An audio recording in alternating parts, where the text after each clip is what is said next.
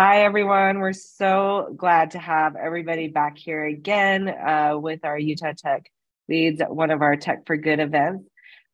Today, we actually are doing something kind of fun where we're actually bringing a group that we talked to a year ago and revisiting the conversations that we had then to see if any change has been made.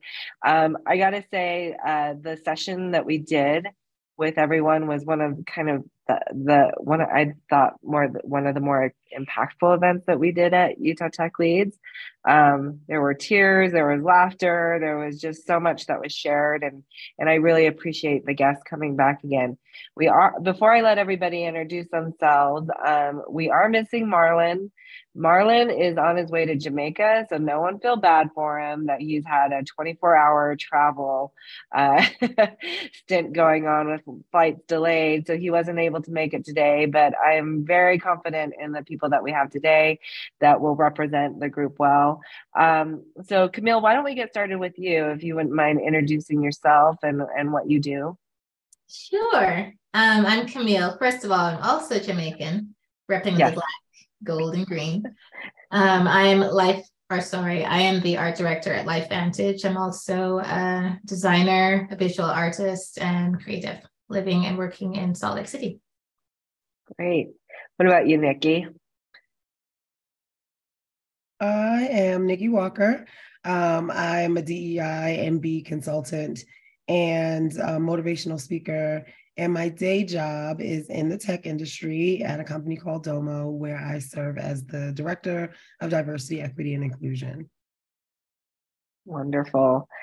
Okay, Connie. And Connie and I have the same last name because we are related. So as you can tell visually that we are related. You all got on and said, those two must be sister-in-laws. Yes. So yes, my name is Connie Washington. I'm Vice President of People and DE&I at Progressive Leasing, headquartered out here in Draper. And I'm a lifelong Utahn. So whatever that means here on this panel. So appreciate the opportunity to be here. Yes. Well, thank you so much. So, last year we did this event in person. Now with the snow, I'm so glad that we decided to do this online. But, we had a lot of conversation about, we're coming off the heels of, Black Lives Matter movement and George Floyd. We talked a lot about hair. We talked a lot about education, and I got such wonderful feedback from people there who attended that said, these are things I all experienced, but I had no idea that other people did, or I wasn't able to talk to about it, or even people who may not experience, what it's like to be Black in Utah, to just have that perspective. So a year ago, we asked you about the state of being Black in Utah. I'd love to know, and we'll start with you, Connie, if you think if anything's changed. By the way, I look at you, you guys are all still Black, so that's not changed. So, but yeah, Connie, why don't we start with you? You feel like anything has changed, from 12 months ago and the conversations we had?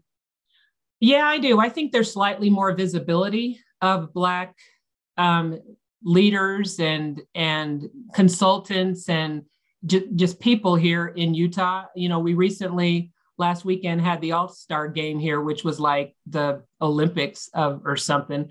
But there were so many activities and events and different things going on to highlight the Black community here in Utah, and that we are here.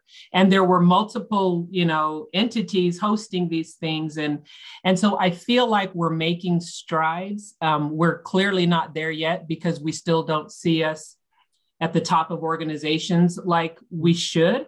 But I think the visibility, the voice has been elevated here in Utah, more so than I've seen it in recent years.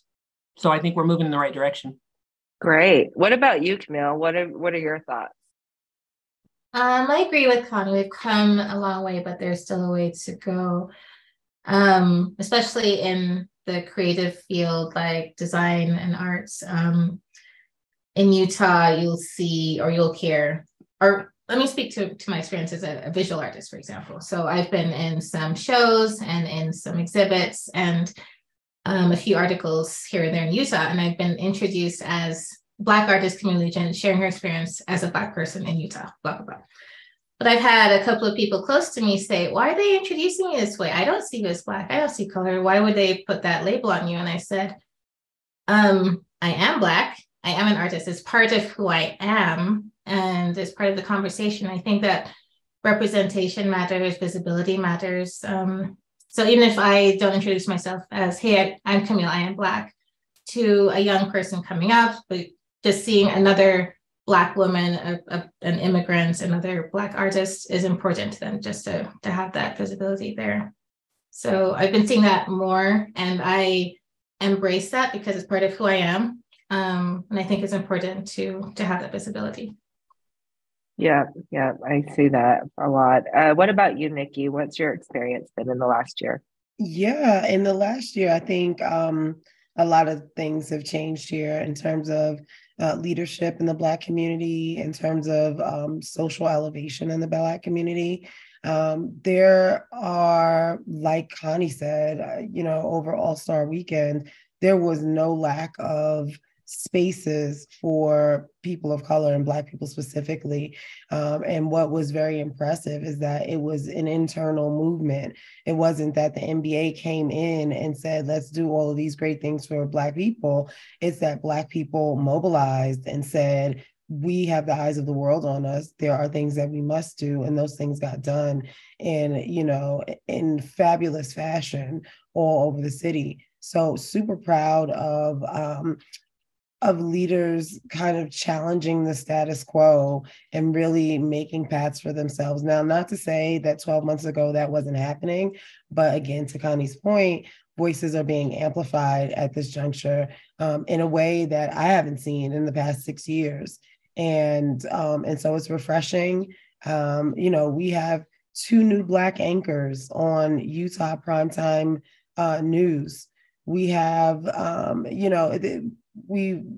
Utah tech leads led us in spaces where we traditionally haven't been, like to the Capitol, and open doors, and people are taking advantage of those open doors, which is one of the things that I think has changed dramatically since last year. People have heard the word loud and clear enough that there's space for us here, and they're starting to take advantage of the resources and opportunities that exist. Yeah, I mean, we talk, we're coming off the heels. I talked about how I was out of town, so I had a little bit of FOMO on all the Instagram posts of all the events that everybody went to. And I thought it was just wonderful to see all these groups come together and host these events. So we saw that with the All-Star, but have you seen any other groups or individuals in Utah that have stepped up in this arena that you didn't anticipate? What about you, Connie? Have you come across anyone where you're like, oh, that's fantastic that they're doing this? Well, I'll say somebody right here on this call, Miss Nikki Walker. Nikki she's again amplified a voice here and helps amplify other voices to show that we're here and we belong. We haven't always, I'll say for myself, being here most of my life, haven't always felt that way, that I belong in a certain place. I would show up and maybe be a little uncomfortable, but be there. Maybe I would be the only. I'm not the only as much as I used to be. And especially in leadership, or like she said, with the 2 Black anchors, that is empowering to us that are here, to us doing it, but to those that are coming along, to see that they belong as well, and they can do it.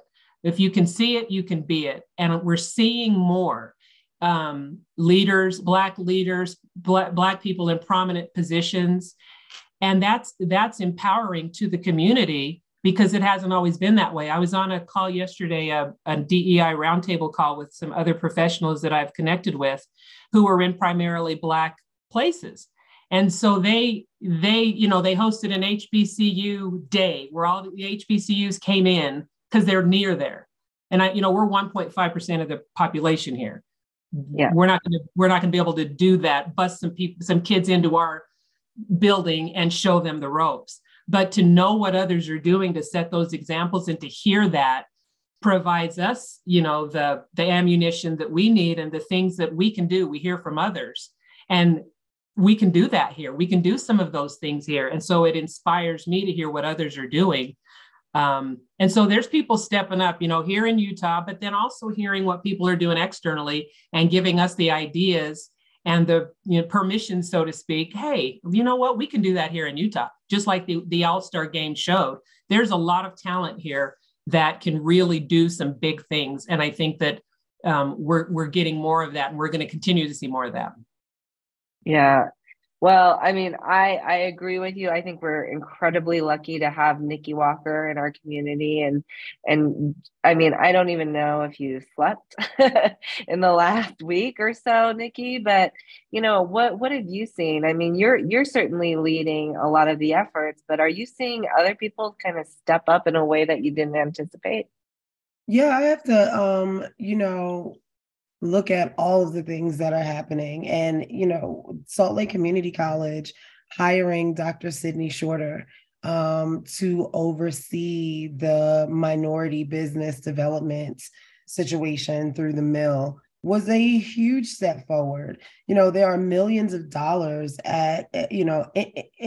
there available that people don't know is available, and they have placed a Black woman in charge of spreading that word. That was so inspiring, and it was necessary. I think it's going to be a pivotal change there at the mill. I did another call with Goldman Sachs yesterday and was saying, sharing that places like the mill, places that offer resources for small businesses and minorities, they exist, but they don't necessarily understand how to create the inclusion piece. So people walk in and they feel intimidated, or that they don't belong, or that this money isn't really for them, or that there's a catch. There are all of these cultural sensitivities that come into play when we're talking about second generation business owners and immigrants and, first generation college students. There's so much that we don't know, and we expect for these places, these resources, to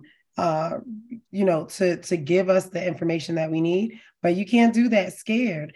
And so to put someone who looks like me in position to give me these kinds of funds that actually can make my dream come true, that was a huge statement by Slick, and I'm really proud of them.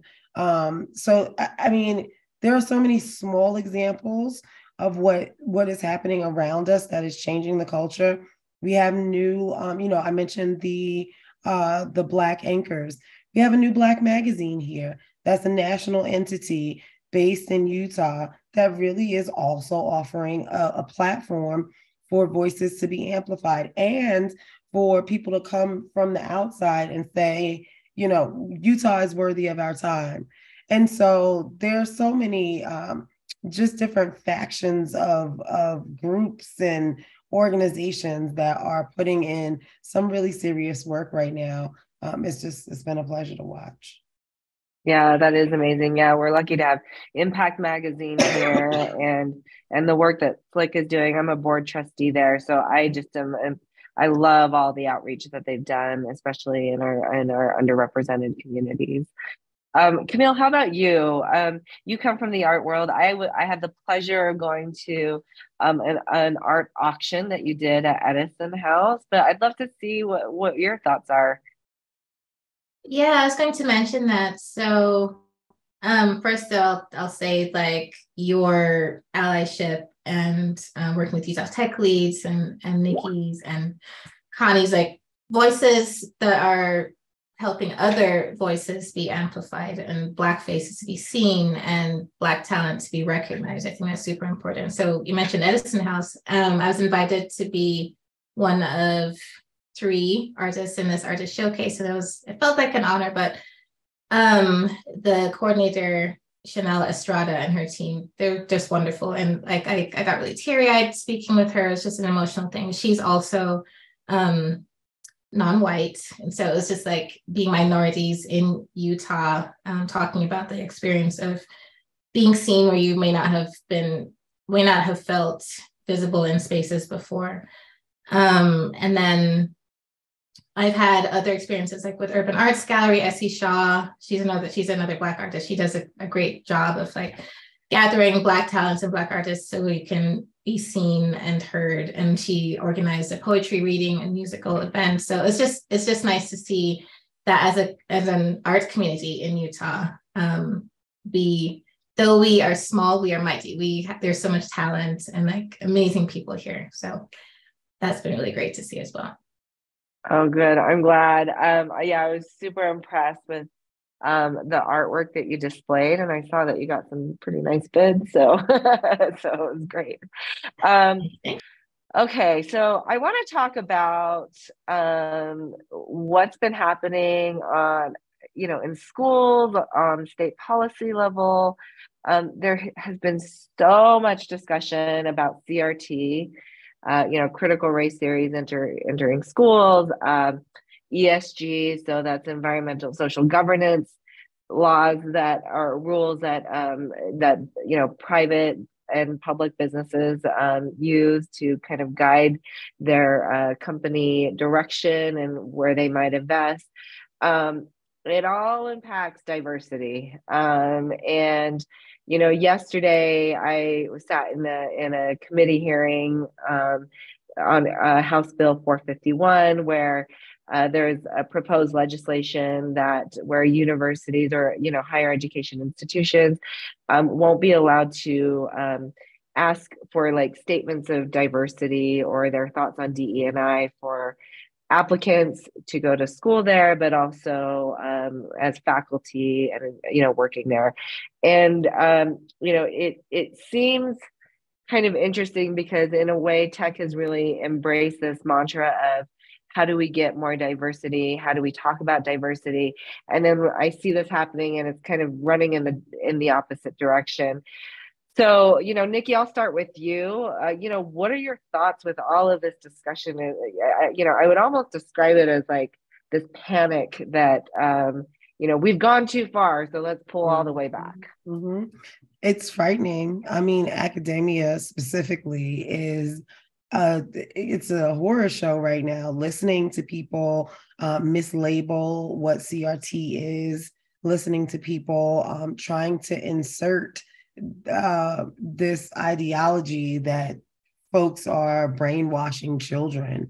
It's some scary stuff. And if we look back in history, we see patterns. The pattern is starting again, where the political system is wanting to take away actual facts and replace it with, flowery things that make other people feel good. This isn't the first time that this has happened in a society. So we can really take some time and look back in other, other countries and other times where folks were burning books or taking away the opportunity for people to learn the things that they wanted to learn. And, it really is frightening to me because it feels to me like a stripping of our history. And it's sad enough that we had not even come to a space in academia where the whole of the African-American story was being told, or the whole of, and so now we're looking at states that are saying, you putting bills forward that we can't teach this thing or that thing. And that is going to be debilitating to our country.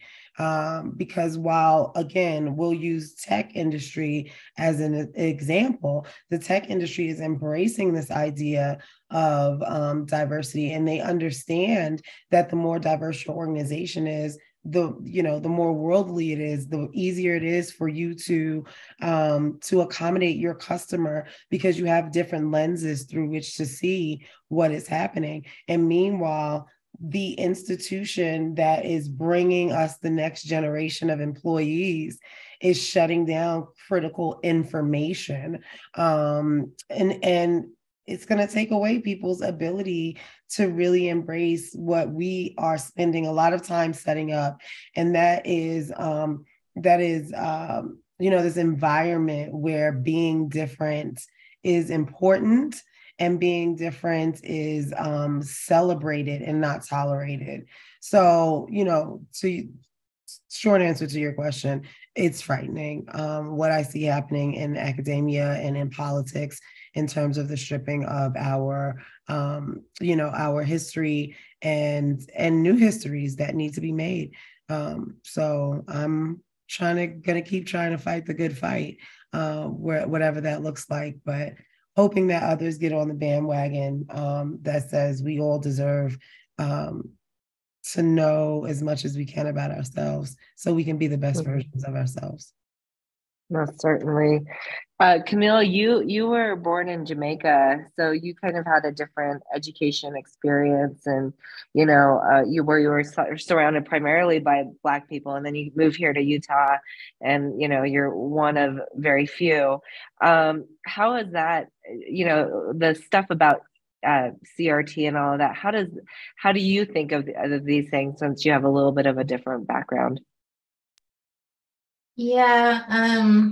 So long story short, when I first moved to Utah, I went to BYU, very, very small Black community. I eventually joined the Black Student Union, which is comprised of students from the Caribbean, from Africa, also African Americans, and by most of the non-Black student population, we're just lumped into one group where they kind of minimize their lived experiences all being the same. So the otherness, or the recognition of otherness, I think is important, and learning histories of all cultures, all backgrounds is important. So by kind of diluting or trying to wash away or mislabel CRT, I think it's doing a disservice to not only African Americans born here, but also others coming from other countries, immigrants or second generation, or the next generation of Black people here in Utah. Because without our history, we can't truly understand the present and see where we're going in the future. So like I said, Jamaica is probably 80% Black, and then coming to a state where I'm one of like 1 to 2% was a huge shift. So I think I have a very high intensity lens on who I am, or how I'm viewed and how I'm seen. And for someone to say, oh, racism doesn't exist. Oh, why do they say you're Black? I don't see color. Like that seems quite odd to me, because coming here, that's all I've recognized and all I've known. So trying to take that away, I think it is doing a disservice. So I think that, as Nikki said, in academia, trying to I don't want to say whitewash, but you know what I mean, like dilute it, trying to take it away is truly awful. Yeah, it was interesting. There was someone that spoke up yesterday and said, that's what academia is about, is that critical thinking. So why would we try and remove that piece to understand other cultures and other perspectives and other people to have that perspective? So anyways, yeah, it was really kind of interesting. Connie, I want to excise part of who you are to make someone else comfortable. Yes. Yeah. I mean, and I get it. This feeling of discomfort, because maybe not all the history is pretty, but it is history, and so we do have to recognize that. Connie, you were born and raised pretty much here in Utah. But, I know that you have kind of seen Utah shift in a lot of ways. And I know of some of the stories from when you grew up, and, how, your parents, when they first bought their house, there was a petition to not have a Black family move in. And so you've had all of these experiences. But now you're in the corporate setting, especially where you're doing lending. This ESG portion does impact lending. How are you thinking about it from a personal point of view and also a professional point of view? Yeah, I think the visibility is important to know how organizations are represented. And I think the transparency is important to understand if we don't know where we're at, we don't know where to go. And I just wanted to briefly go back to the critical race theory, and that I have a 14-year-old grandson, and we were at his house a couple months ago, and he was on his Instagram, and he came down, and there were quite a few adults there, my son and his girlfriend, my husband, myself, and a few people. And he shared a chat that he was in Instagram that he was going on with him and his friends. And one of his friends said, let's all say the nigger. I'm not going to say the N-word. I'm going to say the word that the kid said in the chat. And so they all started, and Braylon is the only Black kid in the chat. And so they all start saying it. And thankfully he came downstairs and he didn't know what to do. He's like, well, they're my friends. What do I do? Like, I don't, and his dad, who is not shy, took the phone and did what he needed to do as a father and confronted those children. But that shows you where we're at. That's middle school, the middle school there in Harriman, where they're his friends, decide to do something like that. And we're not there yet. If that's happening with the next generation that's coming up, that's concerning. And if they're not learning the impact of what they do in school, what does that do to that child, the only one there and he didn't want it to be a big deal, but his dad made it a big deal to show him his value. So as we were talking about that came to mind. And so as far as ESG and all of that, we need awareness, we need awareness to understand what our organizations are made up of and what our organizations are doing. I think that the days are gone of just whatever happens. I think that people that are marginalized, underrepresented, have a voice and are starting to amplify their voice to say, I belong here. I should be included. I have these credentials. Why am I not considered? Or whatever the dynamic is. So I think holding organizations accountable is important. Oftentimes you hear, well, there's not any Black talent out there. We're looking. Well, you're not looking in the right places because the talent's there. You have to mine for that talent. You're not going to necessarily find it here in Utah, but it's there. And even here in Utah, it's there. You just have to look and shift your lens to be more intentional about finding it. But the benefit to the organizations, if they will do this, is, and we all know that the bottom line is affected when you have that diversity in your organization, so that everybody's not thinking the same, that there's different ideas and different insights that are only going to make it better. There are many people out there that are ignored, but having somebody who represents them come to say, hey, you know what, they exist. What is their experience? As Nikki said, if you've got, I remember she shared this last time, if you have all of the same people creating the product, then all the people that look like that are going to really, okay, but what about the people that aren't like those product engineers or aren't like those software engineers? What's their experience going to be? Because it's probably different, but you won't know it if you don't have different voices and perspectives creating the products and different things. So it's extremely important. And I'm glad we've got these days, it seems like the last few years we've got permission to talk loud about this and to talk about it in the workplace, because it does matter. Yeah. I mean, talking about, the reason why I think a lot of companies strive for those diverse boards, diverse leadership, diverse teams is because they recognize that fundamentally it more positively impacts the bottom line. We're all capitalists. So, if it looks like, like the charitable thing to do, that doesn't drive that's not going to get widely adopted. It's going to be adopted by just those that might have the means to do it. But I think a lot of companies are recognizing when we have, using the example of a product person, when we have multiple product people of different backgrounds, we develop a better product. and that sells more and we make more money. So I think that's really important. And I'm very sorry to hear that Braylon had that experience. Man, that just breaks my heart. But knowing his dad, I'm sure he set him straight. So that's yeah. But his dad did not mince any words with those children. And a couple of them reached out to him and apologized. Some didn't, but a couple of them realized that I think they thought they were all joking and having fun. But when his dad got to them and said, then they, they're 14, 15-year-old kids. They're old enough to know better. So, yeah. But again, it's, what are their parents teaching them? Do they know what's happening? But that's the next generation coming up. So we got to teach them, or that stuff's going to show up in the workplace. Yep. And that's what I think about is that, really Josh doing them such a big favor, because this is a life lesson for them.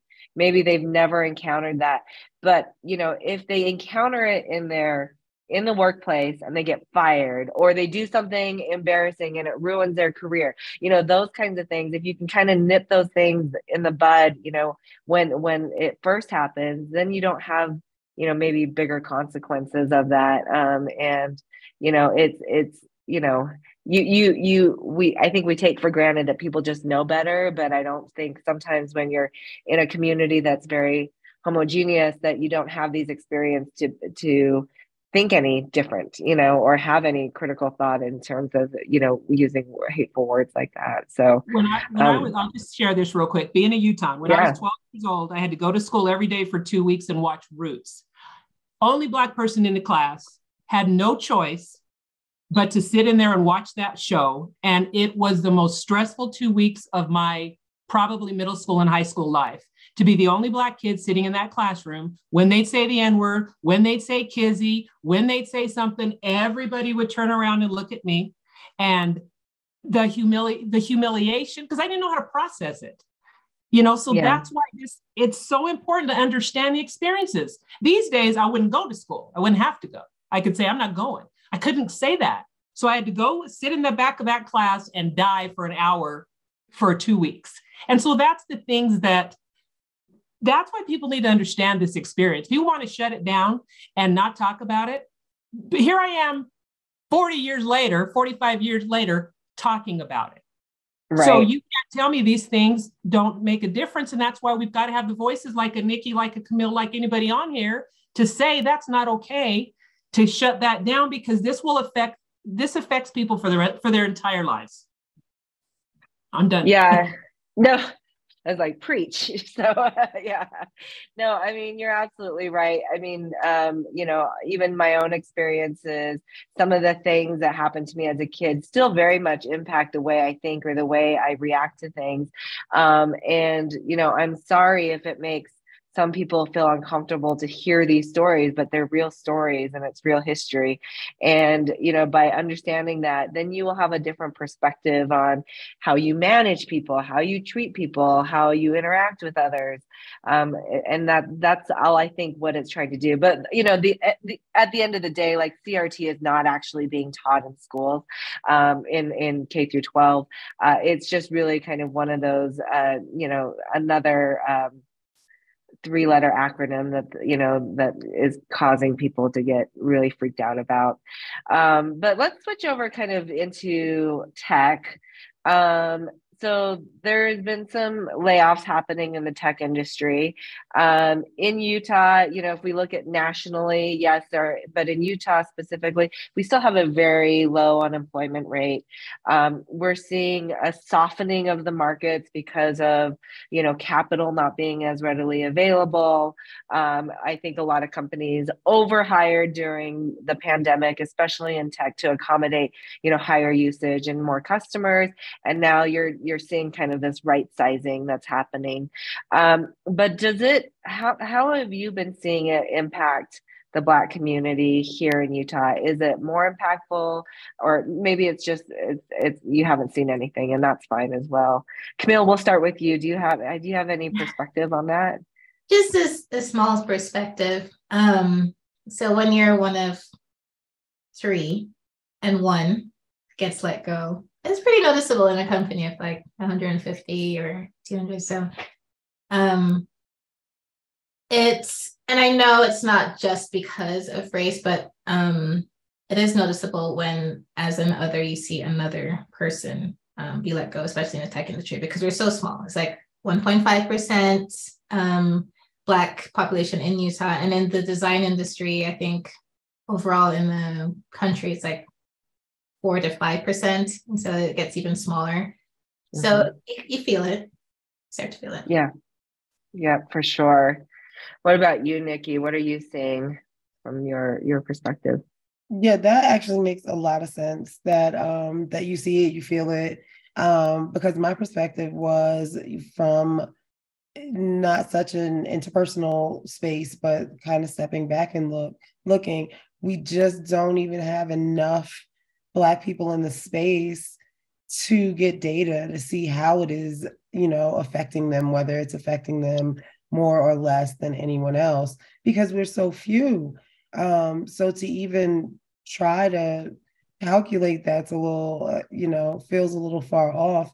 But I think that companies are being very strategic about who they do let go, because what we don't want to happen, right, what people don't want to happen is for it to look like this right sizing is right sizing our diversity hires, right? Because in 2020, after the murder of George Floyd, lots of companies opened up their doors to underrepresented populations in order to fill spaces, in order to make good on promises that they made or pledges that they signed or whatever that case is. And so if at the last quarter of 2020, you have now hired 20 diverse people, and now at the first quarter of 2023, you're getting rid of all of them. Well, that looks a little fishy, right? And it also begs the question, did you actually hire for the best talent, or were your diversity hires specifically just for diversity? Because I think that's a question that a lot of white male counterparts will ask me, like, why is it okay that this person gets hired just because they're diverse? And my answer to that question is no company wants to do that. The company wants to hire the best talent. And it really is about offering the opportunity to diverse talent who don't know you exist, right? So it's about amplifying the opportunities to a diverse pool and a diverse population. And then you pick the best, right? But they get a chance to be in flow. They get a chance to be on the in the applicant pool and have an opportunity to be chosen. And that's how you make diversity hires, by making sure you have diverse individuals, excuse me, in the application process. They don't always have to be hired, but it would be a shame to see the majority of diversity walking out of the door on a layoff. Because people did it for optics. Right. I mean, I know you feel this as well, is that you, like me personally, I have heard, oh, she got the job because, she's a woman, she's a person of color. And there's nothing to me more insulting than the assumption that that's why I got hired. So I would prefer for you to hire for the best talent. Even people of color think that, hire for the best talent. But how can you open up your talent pool or your recruiting efforts to make sure that you're reaching everybody that could be qualified for the position? Well, Connie, I know you do a lot of hiring and firing, so I kind of saved you for last, because I think you might have some interesting perspectives on this. Yeah, I think the challenge that the marginalized folks run up against is oftentimes they're at the entry levels when it's just the data that you'll have the diversity at the lower levels, but as you go up you have less.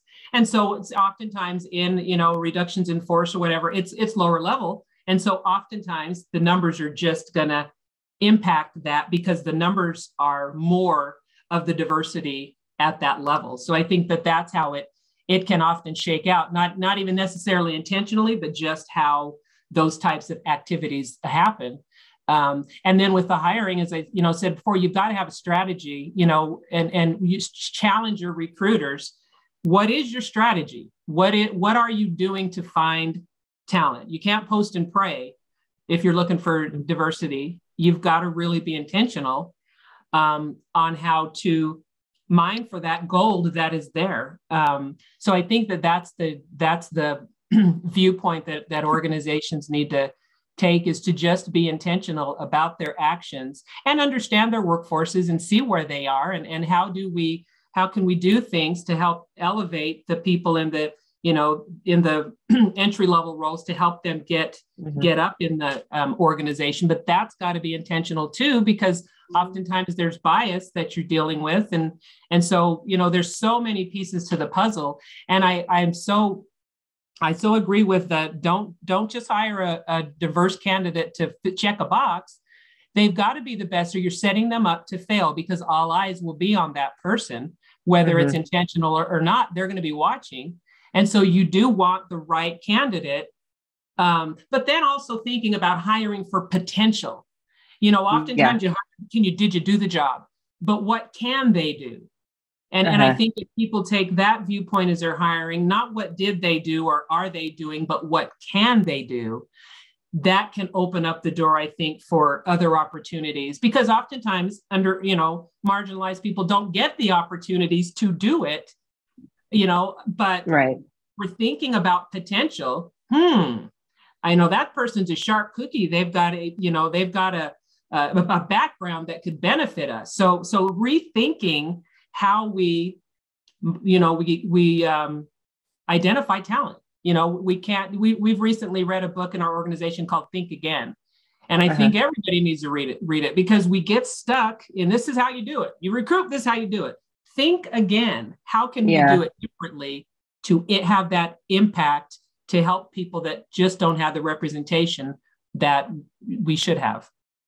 Yeah, I think you're absolutely right. We have to, when you're intentional about the strategy that you lay out, then thinking about your current processes and where you might have some blind spots or where you might have some holes, so that you can expand the reach, to hire the best talent. I think that only benefits an organization. So if you guys have any questions, you can post them in the chat. I have a couple things. So just so you know, there's another bill that just dropped from Senator John Johnson, who's out of Ogden. The name of the bill is Prohibiting Diversity, Equity, and Inclusion in Higher Education.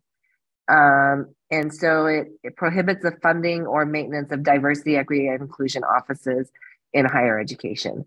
So just so you know, these are the types of pieces of legislation that we're seeing happen in Utah today. And so, it does matter who's in office. It does matter who we vote for.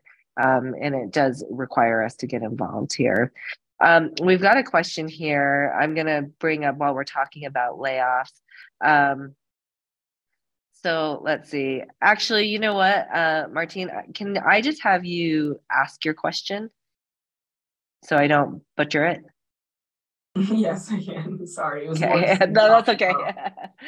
With tech layoffs, we've all noticed it. I think we all are in this state that we've noticed that a lot of the sales positions, a lot of the dean, I'm worried that DEI positions are going to be the first things on the chopping block. We've noticed it. Like I posted that article, it's just things that are being seen, that the positions that these companies have decided to take to say, oh, we want to get underrepresented groups, more FaceTime, more inclusivity. So do we notice, are we worried about the DEI positions being eliminated in any capacity at any level in the companies? Is there any thoughts on that? I think that would be a bad move on an organization. I think it says something to the community, to the employees, that it's not important. And so, but could it happen? Absolutely. But I think that's a tough move, because it's going to send a message if people do that. Not to say they won't, but that's kind of my perspective. Yeah, I agree 100%. optics are important in corporations. And, again, we circle back around, we're in a 3-year cycle. If at the end of 2020, you sent out a press release that said you have hired a new director of diversity, equity, and inclusion because we were in a summer of turmoil, and now you let that person go, that will bring the companies, that will bring a company into question. Your motives, the soul of the company, what was this actually for, and what is really important to you? I think a lot of employees are having DEI fatigue right now. So I think that is also a reason why these layoffs are hitting DE&I, because there are also, on the flip side of this, are people who are saying, well, we did the work already. The work is done. We don't need this anymore. Our company is diverse, or our company has been trained, or whatever the case is. We don't need this anymore. So it's either way is a bad look. And either way, they will find very quickly that it is going to, it won't be a good thing for anybody's company to start letting go of all their DEI professionals. The other thing I saw in an article earlier this week is that many of the DEI professionals are leaving on their own because it's too hard. They can't do what they need to do, or the organization won't allow them to do so it's just so exhausting that they're leaving on their own. And I read an article about this earlier this week. A lot of the chief diversity officers are throwing in the towel and saying, I can't, it's too much. So they're leaving. So that's the other piece as well. Mm-hmm. Yeah, for sure. Yeah, I mean, I think that, it is an investment, but it should be an intentional investment. And when you think about when you're making layoffs, is that role really going to, save the bottom line, or is it going to be a more expensive mistake that you make later on? So I think that's one way to think about it. So I want to kind of end on this question. And we'll start with you, Camille, but what do you hope to see happen? Like, let's say a year from now, we're all going to meet again. And what do you want to say, like, we were able to accomplish this in the last year? What would you hope that would be? Probably more intentional thought when dealing with people, clients, employees, coworkers, friends, relationships who are not exactly like you. I had a thought when you were talking about, I can't remember exactly what it was, maybe 50 minutes ago, but it brought up a memory. We were working with an agency. Oh, I remember, it was a product design. As far as having different perspectives in tech to build better products. So we had a meeting with an agency who was building a product for us, and they presented the designs, and this was a Zoom meeting, kind of like this. So I was one of, I think, 5 people in the meeting, the only woman, the only Black person, and the designs were presented. And there's a lot of photography in them. And my first call out was, so all these women are blonde, maybe one brunette, blue eyes, and they're pretty skinny, and they look like this and this. And I said, can we at least, represent a little bit more of a global company, which we are. I said, I'm Black, so I'd like to see a Black face in here, maybe an Asian, I don't know, maybe somebody who's not 120 pounds, like, can we do that kind of thing? So I'd like to see that be the first thought versus an afterthought in the work that we do, or the work that we see from others who are working with us or for us. It's just the homogeny comes from your circle, your lived experience. So if you aren't close enough or working enough with people who are not like you, you don't see that. So I'd like to have our voices amplified so that the non-BIPOC community can see that and assimilate it and work with it. Yeah, I think we talked about this last year, but it can be exhausting when you're always having to advocate for yourself or your perspective. It's just it's an additional burden. So hopefully some intentionality, that because before an agency is reviewing any of the work, they're doing their own internal reviews, exactly, right? At least 3 or 4 or 5 times. Yeah. So are they not, did no one else see that? Did no one else recognize that? How do No, you they build didn't that even think in? about it. And that's what I want. I want the thought to be there first. Yeah. Or at least at the forefront of your mind. Like there are other people, there are Black people, there are Asians, Hispanics, BIPOC, there are non-cisgender. It's like there is such a breadth of diversity beyond who I am. I want that to be a thought. Yeah, absolutely. Yeah, so we'll see. I'm going to remember that if 1 year from now we'll feel like there's notable difference. What about you, Connie? What would you like to see a year from now? Good question. I think I would like to see more people more of our allies, or just people who still haven't bought into to the need for DE&I to understand why it's important. We're still not there yet. I think, as Nikki said, after the murder of George Floyd, DEI was launched into, here we go. But there's people that still don't get it or don't want to get it, or I don't think they don't want to get it. I just don't think they understand how important it is. But by hearing the stories of people that are impacted by marginalization, then maybe there's a little more compassion and empathy to understand why we need this, because we're not there yet. So I want to see more people who are, for lack of a better word, anti, to understand why this is important. Because I think we still got a long ways to go. Like Nikki said, the DEI fatigue. It's not going away. I'm not going away. My children, grandchildren aren't going away. It's gonna increase. So we got to figure out a way to get to those people to understand the need.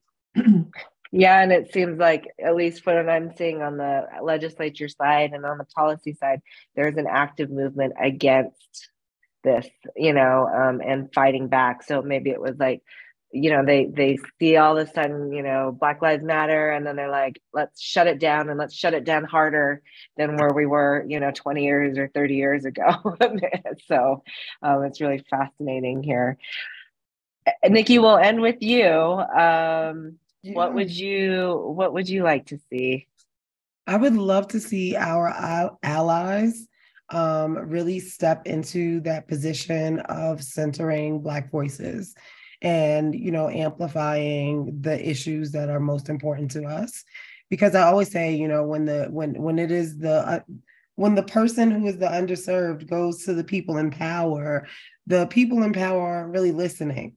But if we have allies who are at the same level of the people who are in power, they have the opportunity to really get us an audience and, again, center voices and amplify organizations, amplify issues. So in a year, I would love to see that organizations and individuals who are allies to the Black community have really stepped up and made themselves known. Okay. So what I'm hoping is a year from now, we come back with this same discussion. Hopefully Marlon will be here. But, I'm so grateful for your guys' time and our audience here. But, Camille, Nikki, Connie, you guys are all friends. And I am so grateful to have you guys here in our community. I think Utah is better for it. So thank you for all the work and everything that you guys do for us.